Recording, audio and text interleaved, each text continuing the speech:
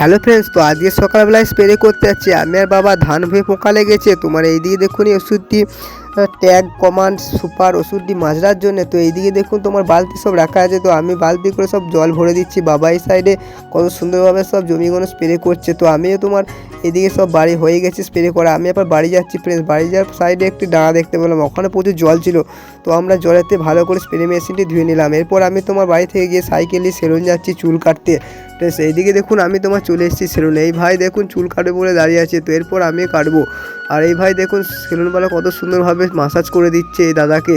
এই দাদা চুল কাটা হয়ে গেল, তো আমি একবার বসে পড়লাম। এই ভাই দেখুন আমায় কত সুন্দরভাবে চুল কেটে দিচ্ছে স্টাইলিশভাবে। তো আমার একবার চুল কাটা হয়ে গেলো। লুকসটি কেমন লাগছে অবশ্যই কমেন্টে জানাবেন।